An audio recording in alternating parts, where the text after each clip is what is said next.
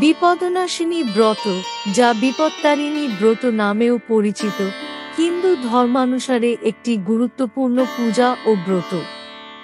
এই ব্রতটি মূলত দেবী দুর্গার একটি রূপ, বিপত্তারিণীকে উৎসর্গীকৃত। আষাঢ় মাসের রথযাত্রা থেকে উল্টোর্থের মধ্যে মঙ্গল ও শনিবার এই ব্রত পালন করা হয়। এই ব্রত পালনে সংসারের সকল বিপদ দূর হয় এবং ভক্তরা শান্তি ও সমৃদ্ধি লাভ করেন বলে বিশ্বাস করা হয়। আষাঢ় মাসের রথযাত্রা থেকে উল্টোর্থের মধ্যে যে শনি বা মঙ্গলবার পড়ে, সেই দিনে বিপত্তারিণী ব্রত পালন করা হয়। বিশ্বাস করা হয় স্ত্রীলোকেরা মনে মনে যা চেয়ে এই ব্রত করে, তাদের সেই মনস্কামনা সফল হয় এবং এই ব্রত পালন করলে সংসারের সব বিপদ কেটে যায়। মা দুর্গারই আর এক রূপ বিপত্তারিণী। ব্রত কথা। মা বিপত্তারিণীর ব্রতকথায় দুই রাজপরিবারের কাহিনীকে ঘিরে। তখন বিদর্ভের রাজা সত্যদাস তাঁর পুত্র অলোকেশ একবার মৃগয়া করতে করতে পথ ভুলে পাশের রাজ্য অবন্তিপুরের সীমানায় ঢুকে পড়েন। সে জায়গাটি ছিল অবন্তী রাজের মৃগয়া ক্ষেত্র।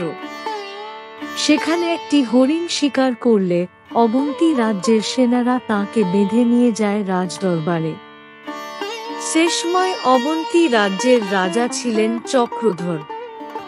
তিনি সব ঘটনা শুনে অলোকেশকে বন্দী করার আদেশ দিলেন।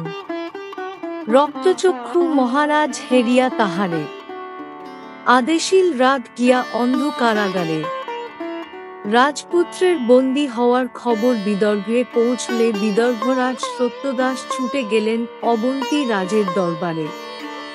কিন্তু অবন্তী রাজ তাঁকেও বন্দী করলেন। বিদর্ভ রাজ্যের রাজা এবং রাজপুত্রের বন্দী হওয়ার খবর পেয়ে বিদর্ভের রানী রত্না কান্নায় ভেঙে পড়লেন।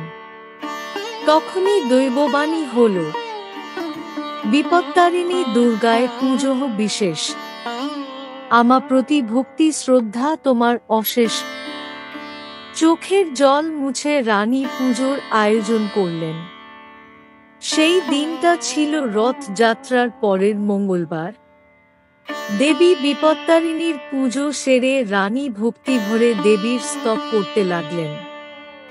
বিপদনাশিনী মা জগৎ জননী, এঘোর সংকট হতে রক্ষা করো তুমি। দেবীর চরণে লুটিয়ে পড়ে রানী রত্না স্তব করতে লাগলেন। আর সংকল্প করলেন মায়ের কৃপা না হলে তিনি এই দেহ ত্যাগ করবেন। স্ত্রী এবং মায়ের এই কাতর প্রার্থনা শুনলেন দেবী। সেই রাতেই দেবী বিপত্তারিণী অবন্তীরাজ চক্রধরকে স্বপ্ন দিয়ে বললেন যে, তুমি আমার ভক্তকে বন্দী করে রেখেছে দেখে আমি কষ্ট পাচ্ছি, এখনই তাদের মুক্তি দাও। সে মোর প্রিয় জানো নাকি তুমি, তারে বন্দী রাখিয়াছ দুঃখ পাই আমি। এই স্বপ্ন পেয়ে অবন্তীরাজ তখনই বিদর্ভরাজ সত্যদাস এবং তাঁর পুত্র অলোকেশকে মুক্তি দিলেন। সেই সঙ্গে নিজের মেয়ের সঙ্গে অলোকেশের বিবাহের প্রস্তাব দিলেন। এভাবেই দুই রাজ্য আত্মীয়তায় বাঁধা পড়ল। আর এভাবেই দেবীর প্রসাদ লাভ করে শান্তি ফিরল উভয় রাজ্যে। বিদর্ভের রানী রত্নার এই ব্রত কথা স্মরণ করে আজও বাংলার ঘরে ঘরে মহিলারা সংসারের বিপদ কাটাতে ও শান্তি ফিরিয়ে আনতে দেবী বিপত্তারিণীর পুজো করে থাকেন। জয় মা বিপত্তারিণী।